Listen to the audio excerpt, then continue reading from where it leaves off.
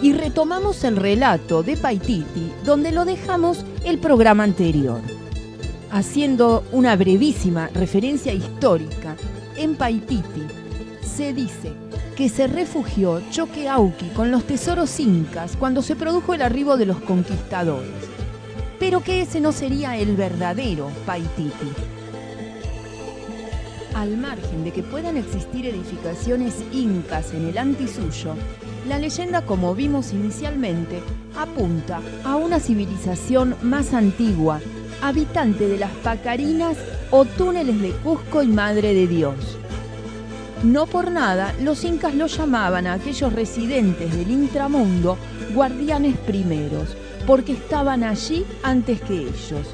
Aparte, no es muy coherente huir a la selva para vivir en una ciudad de piedra enclavada en un medio inhóspito que al propio Tupac Inca Yupanqui le costó enfrentar. Lo que es más coherente creer es que fue a refugiarse con sus maestros antiguos en una base bajo tierra que sin duda ningún explorador iba a poder encontrar. El objetivo de la huida inca no era establecer un nuevo Cusco en la selva, sino resguardar los tesoros y reliquias. Más que el oro que buscaban desesperadamente los españoles, hablamos de los archivos culturales del Imperio Inca. Los esfuerzos por encontrar la ciudad perdida se desbordaron y ni siquiera se ponen de acuerdo los investigadores dónde se hallaría verdaderamente Paititi, porque algunos dicen que estaría en Bolivia, otros en las selvas de Brasil, aunque la mayor parte de los estudiosos siguen señalando el Manú como el lugar más lógico por todos los indicios disponibles.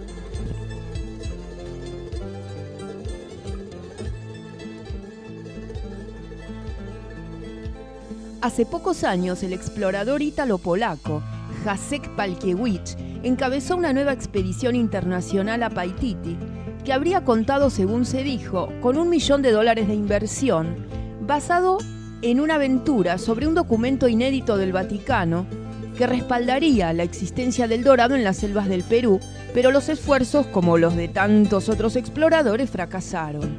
Ahora, esto no quiere decir que Paititi no exista, sino que aún no es el momento de llegar a él.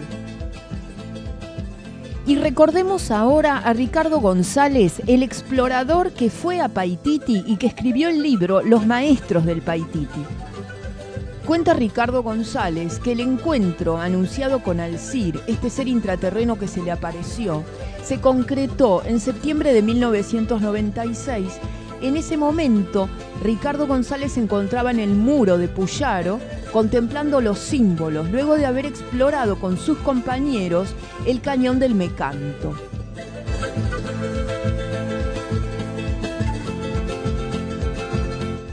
Y él relata con detalle la experiencia. Mi reloj marcaba las 5 de la tarde cuando nos aproximamos a la zona del campamento. Continuaba adelante del grupo y por una sensación extraña que de súbito me invadió, dirigí mis pasos hacia los petroglifos de Puyaro.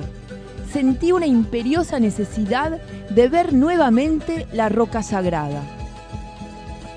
Crucé el río que me separaba del enigma arqueológico y luego atravesé la exuberante vegetación como si ésta procurara esconder la roca del profano. De pronto, ya me encontraba frente a los 14 metros de misteriosos grabados que alguien dejó impresos como un mensaje a futuras generaciones. El lugar es de por sí muy especial, por no decir impresionante. En aquel momento se me ocurrió recoger algunas piedras para llevarlas como recuerdo a la gente de los grupos que con tanto amor nos había estado apoyando.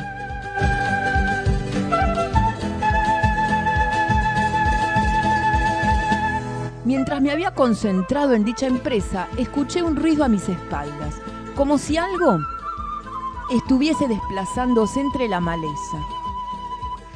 No le presté atención porque en la selva es habitual escuchar todo tipo de crujidos, zumbidos. Sin embargo, los matorrales se agitaban otra vez. indicando una presencia y ésta se acercaba. Me di vuelta de inmediato, empuñando con fuerza el palo.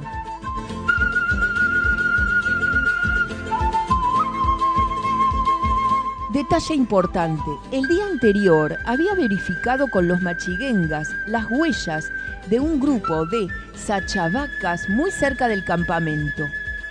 Pensé que una de ellas venía por mí porque de seguro la habría asustado. Grande e indescriptible fue mi sorpresa cuando al volverme me encuentro frente a un extraño personaje rodeado de una intensa luz dorada. Se encontraba a solo unos 10 metros de mi ubicación. Entonces levantó su mano izquierda como saludando y la luz que lo envolvía y que hasta ese momento permanecía concentrada en torno suyo se abrió iluminando la roca de Puyaro. Entonces pude ver con mayor claridad los rasgos del ser que estaba frente a mí. Era un hombre de unos 65 años, mirada profunda y aspecto oriental. Llevaba una larga y delgada barba que le llegaba casi a la cintura.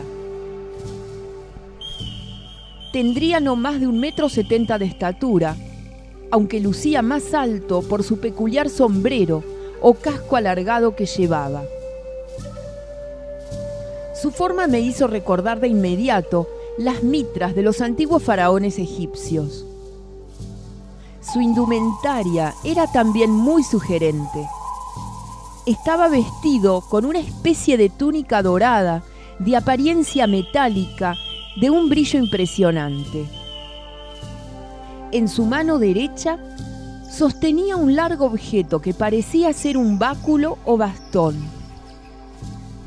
En el pecho llevaba algo colgado. Era como un medallón con un símbolo en el medio que no recuerdo claramente. La apariencia de este ser era en verdad impactante. Se trataba de Alcir, un ser que tiempo atrás se había proyectado en estado de luz en mi propia casa, anunciándome este encuentro en la selva peruana. En la experiencia en Puyaro se dirigió a mí en perfecto castellano, pero sin mover sus labios, como si su mente se hubiese unido a la mía en una poderosa conexión telepática. Le escuchaba con suma claridad y sentía que aquel hombre emanaba una paz en verdad sobrenatural.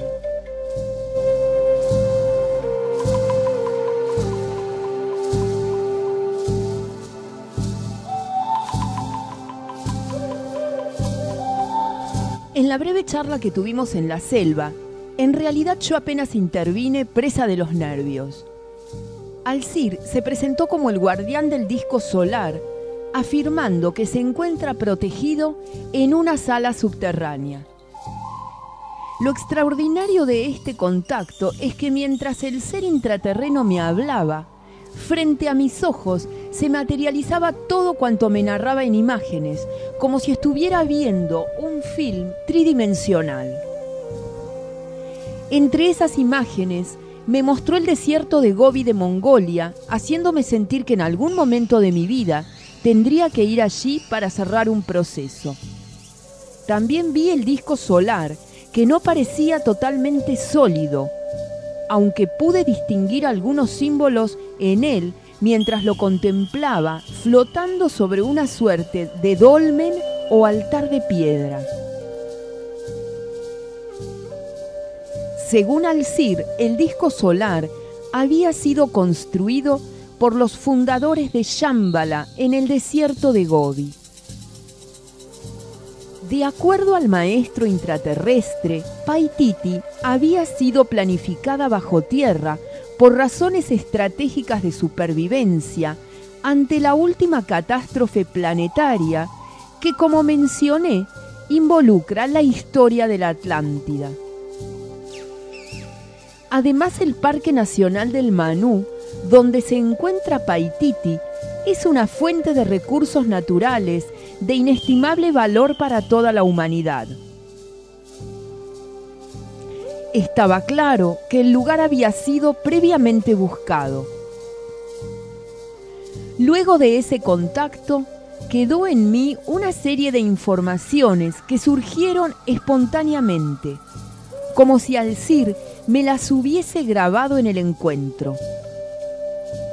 Entre ellas, algunos conceptos místicos que serían parte de un código espiritual de conducta de los intraterrestres. Y en suma, hubo un antes y un después del contacto físico.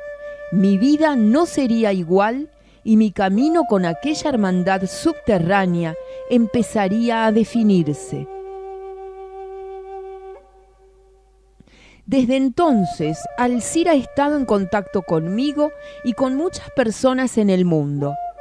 Ha sido la principal fuente de información y guía de todos los lugares que he visitado para develar el secreto del reino subterráneo. Pero Paititi, desde luego, no es el único retiro interior enclavado en las selvas inhóspitas de Sudamérica. La guía de aquellos seres nos condujo a otros lugares no menos fascinantes. Hasta aquí el relato del explorador Ricardo González y su contacto con un ser intraterreno de Paititi.